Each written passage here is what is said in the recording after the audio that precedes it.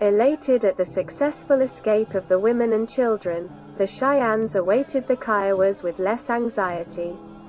They stood at the edge of the village, listening for a warning from the scouts. Some of the older boys had been appointed to stand beside the piles of brush, ready to light them at the command of their chief. A small detail of warriors surrounded the corral to prevent the Kiowas from running off the ponies. The old men kept the fires blazing fiercely in the center of the camp. Everything was ready. The Cheyennes were eager to begin the fight. "Perhaps the Kiowas are afraid to come," laughed old Ghost Bear. "Keep watching, they will come," Red Dog warned him.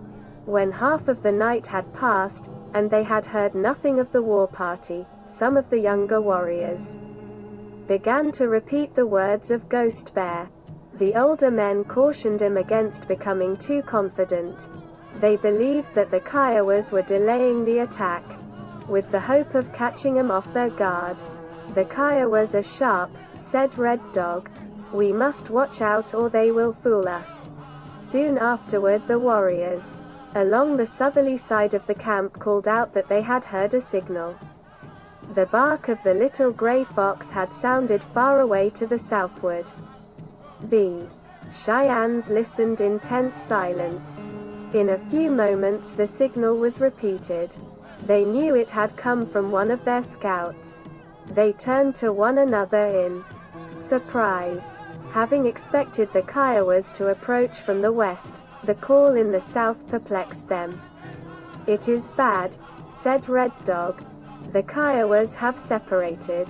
"Perhaps scouts went over there to find out who came to the camp," suggested Painted Weasel. "Yes, that may be true," Red Dog replied, thoughtfully. Then they heard another signal. It sounded from the west, and was nearer the camp. Red Dog saw his suspicions confirmed. He was confident that the Kiowas had separated into two companies. "They are coming up on both sides of us," declared Painted Weasel. A moment later they heard hoofbeats. A pony was racing toward them, from the west. The dogs barked furiously. The Cheyennes believed that one of the scouts was approaching, but they determined to be prepared. They drew their bows and watched suspiciously. The pony stopped when it came within arrow range. Then they heard the familiar signal. "Who are you?" inquired Red Dog. "Thunder Hawk," said a voice from the darkness. "Ride ahead," Red Dog told him. In a few moments Thunder Hawk entered the camp. He said that the Kiowas had separated into two companies. One had ridden toward the south. The other was approaching from the west. "Running Buffalo followed the Kiowas who rode away," said Thunder Hawk. "White Horse is watching the Kiowas who are coming toward the village. He sent me here to tell you about it." "Did you hear us making that noise?" Red Dog asked him. "Yes.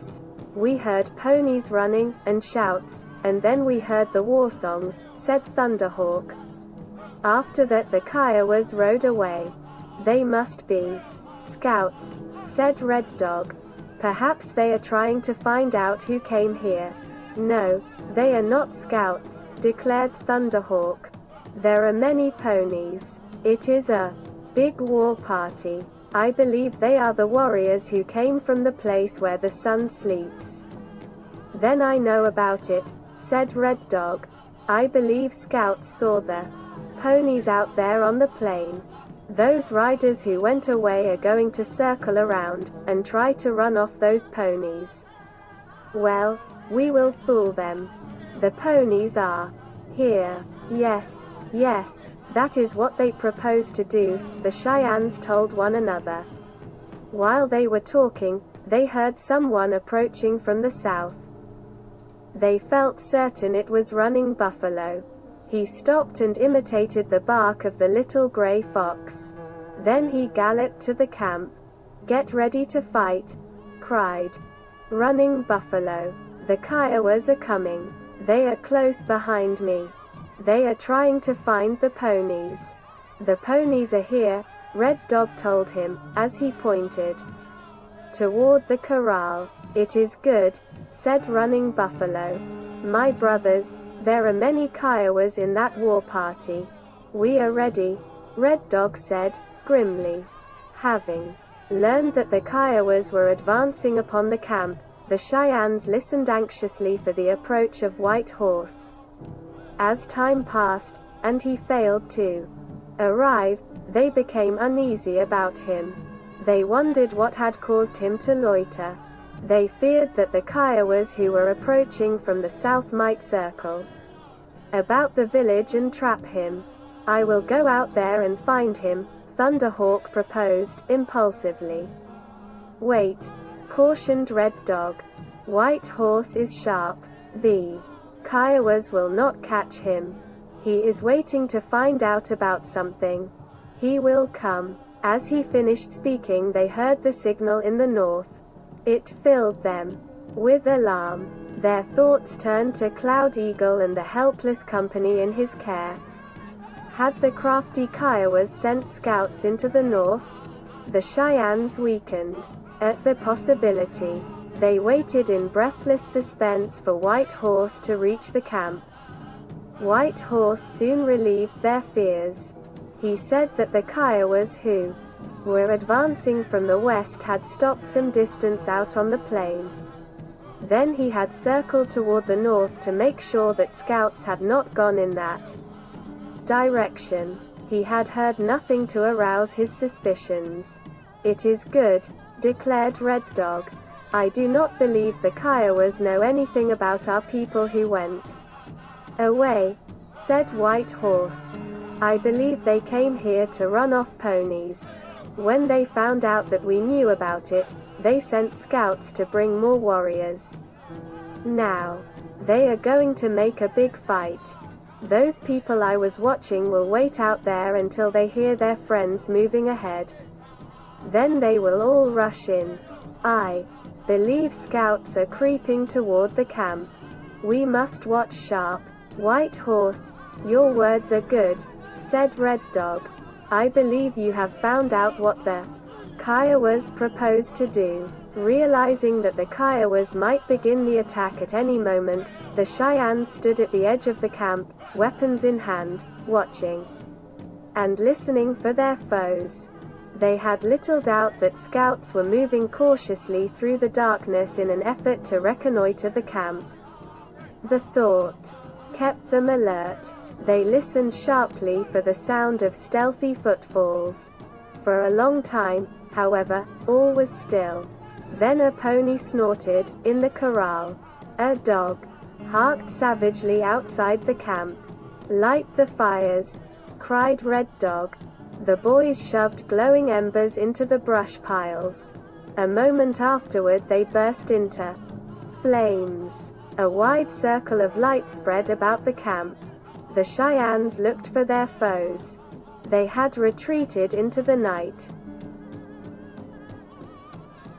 It was a scout. He was trying to find the ponies, explained a warrior at the corral. Believing that the Kiowas were close to the camp, Red Dog ordered the boys to keep the fires blazing. The warriors crouched in the shadows from the lodges. They heard nothing further from their foes. They wondered if the scouts had been frightened away. The Kiowas are like wolves, laughed Painted Weasel. They are afraid of the fires. As if to verify his words, the dismal wail of Ma Ya Shush, the prairie wolf, sounded from the south. The Cheyennes started at the sound. They knew it was a signal from the war party.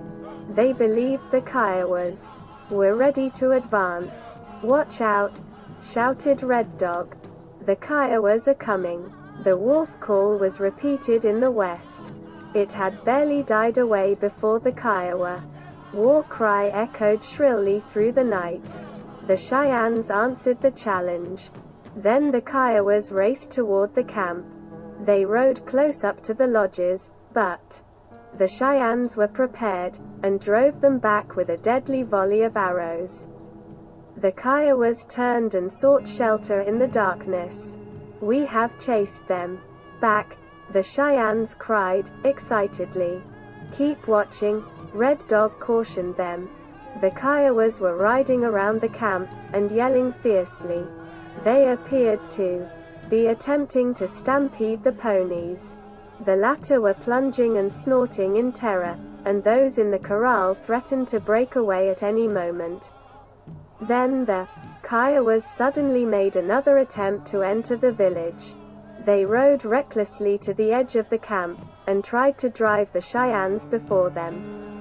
The latter, however, refused to yield. They realized that to give way meant disaster, and they fought with a stubborn ferocity that bewildered their foes. The old men and the boys fought as fiercely as the warriors. Somewhat sheltered by the lodges, they shot their arrows with deadly accuracy, and the Kiowas were again compelled to withdraw. This time they went far out on the plain. The Cheyennes seized the opportunity to turn to their disabled comrades. They had paid a heavy price for victory. A third of the little force had been killed or wounded. There was little time to think about it. The old men barely had time to drag the wounded to a place of safety before they heard the Kiowas again charging upon the village. The Cheyennes were amazed when their foes passed beyond bow range of the camp, and thundered away toward the south. It was some moments before they recovered from their bewilderment. They were at a loss to understand the strange maneuver. At first they were suspicious, and expected to hear the Kiowas riding toward him from another direction. Then, as time passed and they heard nothing further, they became convinced that the Kiowas had actually gone away. It seemed too good to be true. Despair gave way to joy. The Cheyennes began to laugh and shout and sing the war songs. "My brothers, we have done a big thing," Red Dog told them. "We have chased away that great war party of Kiowas. They are running across the plain. It is something to tell about." Listen," Painted Weasel cried, in alarm. A moment afterward the startled Cheyennes heard the Kiowa war cry at the edge of the camp. Then, before they realized what had happened, they saw the warriors along the westerly side of the village driven back by a great company of Kiowas who swarmed into the camp on foot. At the same time the horsemen attacked the camp on the south. The wily Kiowas had completely outwitted their foes. The Cheyennes were bewildered and demoralized. They rushed wildly to reinforce their comrades along the threatened side of the village. And the Kiowa horsemen found little opposition. They quickly overcame the feeble guard at the corral, and stampeded the ponies. Then they swept into the camp. The Cheyennes were outnumbered 4-1. The village was filled with Kiowas. Resistance meant death. "Jump on the war ponies and save yourselves," cried Red Dog. The Cheyennes rushed toward the terror-stricken ponies in the center of the camp. The Kiowas followed after them. A furious hand-to-hand encounter ensued. Most of the old men were killed. A few escaped notice in the general confusion, and disappeared into the night. Old Ghost Bear ran far out on the plain, and hid in the sage. The Cheyennes finally gained possession of the war ponies. They mounted and attempted to ride away. Less than half of the company escaped. Once out of the village, they rode frantically toward the north. The Kiowas made little effort to overtake them. A small company of warriors pursued them a short distance across the plain, but soon turned back to assist in rounding up the ponies, and share in the plunder. When they found that they were not pursued, the little band of Cheyennes stopped to learn who had escaped.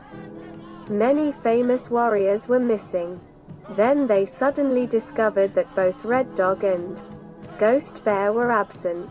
"I saw Ghost Bear run out of the camp," declared Running Buffalo. I believe he got away. Where is Red Dog? Painted Weasel asked anxiously. He was with us when we were fighting to get away, said Running Buffalo. I saw him kill 2 Kiowas. Then the Kiowas rushed at us, and I did not see what became of him. Red Dog is dead, the Kiowas have killed him, cried the disheartened Cheyennes. Perhaps they have carried him away, said Painted Hawk. They rallied at the thought.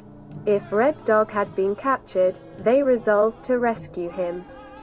They turned toward the camp. Then they stopped in dismay.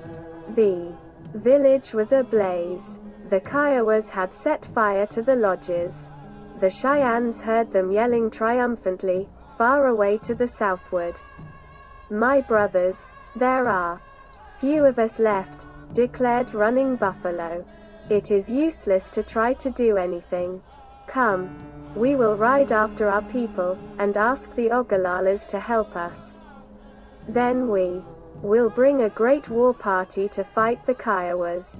They turned toward the north with heavy hearts, and rode silently away into the darkness.